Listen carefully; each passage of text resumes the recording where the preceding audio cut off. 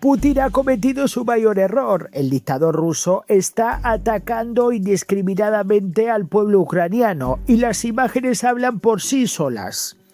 Mientras Moscú habla de paz y de posibles negociaciones, los drones rusos siguen golpeando objetivos civiles dentro de Ucrania, y esta vez el ataque ha provocado una enorme indignación por lo que representa.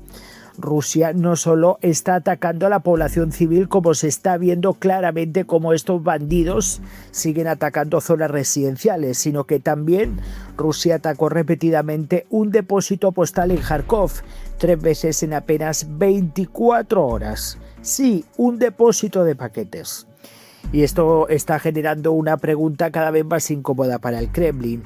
¿Cómo puede Rusia hablar de diálogo mientras continúa destruyendo infraestructura civil y sembrando el terror lejos del frente? Porque lo ocurrido hoy en Kharkov no parece un error aislado.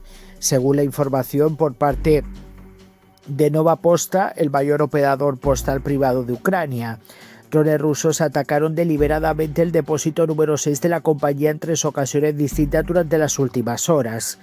3 ataques, mismo objetivo, misma ciudad. Y todo esto mientras desde Moscú siguen enviando mensajes públicos sobre un supuesto interés en reactivar negociaciones de paz. La contradicción empieza a ser imposible de ocultar. Por ahora, milagrosamente, no se han registrado trabajadores muertos en el almacén atacado.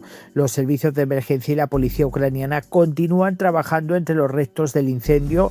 Los daños provocados por los impactos son tremendos.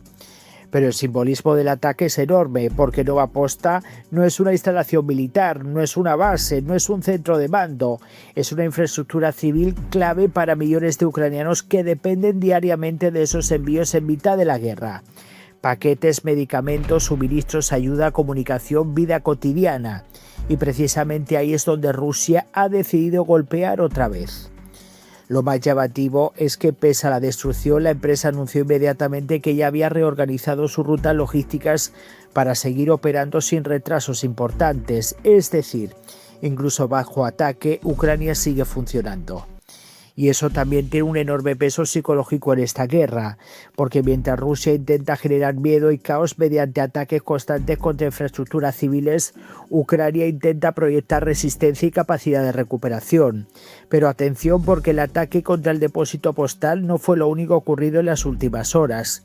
La ofensiva rusa con drones también alcanzó las regiones de Sumy y Kharkov, dejando víctimas civiles. En Sumy, un hombre de 38 años murió tras los ataques rusos.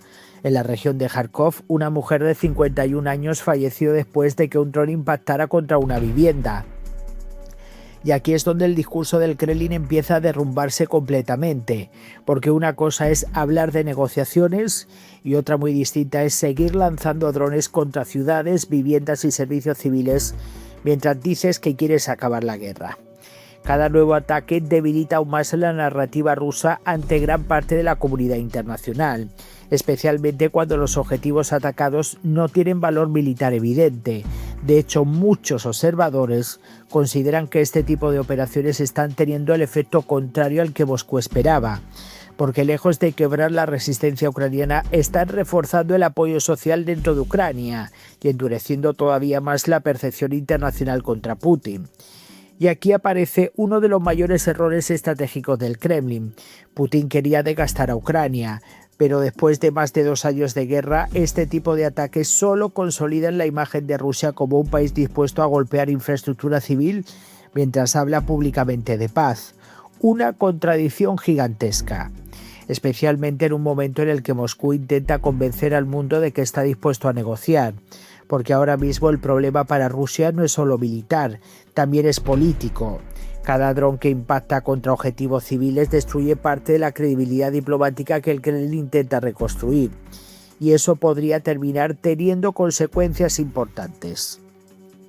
Sobre todo en Europa, porque aunque existen debates sobre el cansancio de la guerra y el coste económico del conflicto, imágenes de edificios civiles destruidos y ataques repetidos contra servicios esenciales vuelven a activar la presión para mantener el apoyo a Ucrania. Y mientras tanto, sobre el terreno la guerra sigue escalando. Los drones se han convertido en una herramienta constante de gasto psicológico y material.